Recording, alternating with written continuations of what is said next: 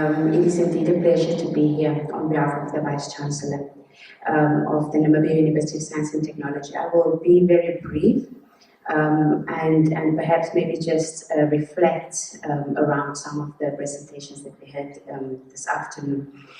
Now, to meet the research demands in the 21st century and beyond, in an ever-changing technological revolution, socio-economic realities is, I think, now more than ever, quite an exciting space for us as a science and technological university to operate. And with that, I would like to maybe just, my reflections will be around three issues that came from the presentations. It will be around impact, relevance, and recognition. And having said that, at NUST, within our current strategic plan, we strive to be a research-led, research and innovation-led university. And I think my colleague, Dr. Klopper, spoke to that in quite detail. But our focus there is really looking at people, sustainability, infrastructure, facilities and systems, and how we can align that to be sustainable and to reach the goal of driving research to the next level. Now, looking at our socioeconomic realities, as I've indicated, we are focusing within the 4 faculties that we have. Really, the research is concentrated currently around the security issues that we have in Namibia.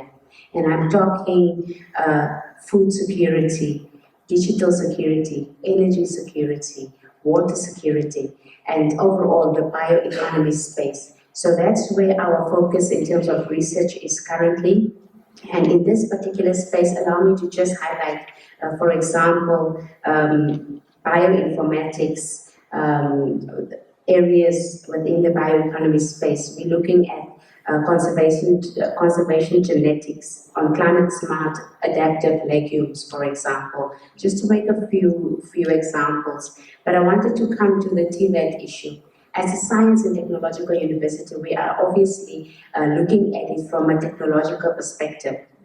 So we always say to our NTA colleagues, we are bringing the T in front, we are bringing the technology back into TVET. So it's not your basic plumbing or your basic bricklaying, but just look at how the world is evolving and how technology will be infused into that to align with the Industry 4.0 and beyond. And then obviously within the energy space, green hydrogen is quite topical. We are looking at decarbonization, new materials, desalination, etc. And I'm happy that my colleague Lena in particular was talking about manufacturing space, value addition. And that's something within the smart agriculture space that NUST is also making good headway in. Again, in terms of the research landscape, I'm not going into too much of a detail because I think my NCRSG colleagues really highlighted the conducive environment that has been created in that space. But at the moment, NUST have about 8 specialized research institutes and centers collectively. And this is where we are then looking at some of the infrastructural developments and looking at how can we, I'm trying to choose my words very carefully, how can we use resources more efficiently, looking at the facilities that are earmarked and looking at how can we then assess what is happening within the university space and see how can we use what is already existing and enhance that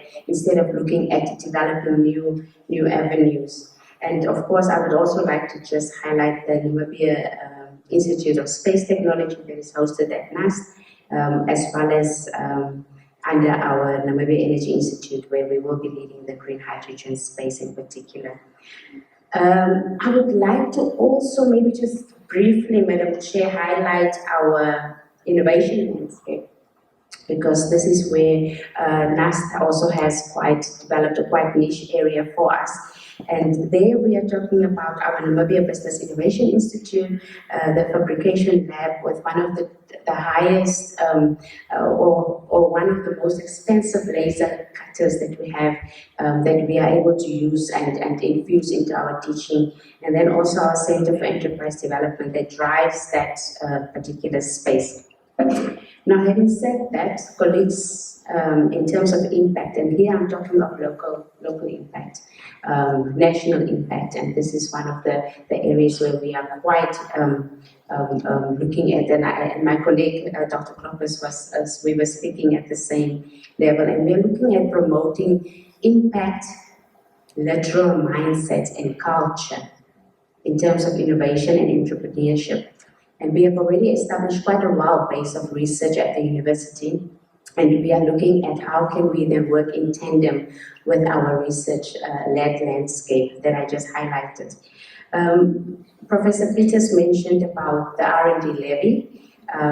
In terms of impact, I would like to also maybe appreciate the fact that the Commission is providing grants, but we've been talking a lot, and Gernot knows this very well, about the GERD, and we are looking at, perhaps we can look at how we can increase it to at least 1% of the GDP, where we are currently, because that will really help to drive the research innovation a little bit more. In terms of grants, we are making quite good headway, competing nationally, internationally as well. And just to mention, Honourable Minister, that just in 2022, we've managed to generate external funding for about 239 million. And that is competing globally with 85% of our funding coming from the European Union. And that is basically covering my point of relevance, because we are not doing this in isolation, we are doing it with our international partners, and in terms of relevance, that is quite key for us as well. Madam Chair, my last point on recognition, I would like to maybe just highlight a few elements here. In terms of recognition, I would like to say that we all know that Africa is the future. And in Namibia, we have a very good opportunity, especially within the higher education space between NUST and UNAM and our other private universities as well, to capture the space within the research. We are talking about how wonderful it would be to talk about this was made in Namibia for Africa and the world. And that is what we're trying to infuse that. And this is in the spaces of cybersecurity and forensics. Our faculty of computing has been doing great work in that particular space. Medical technology, e-health, nothing stops us from producing drones in our fab labs, for example.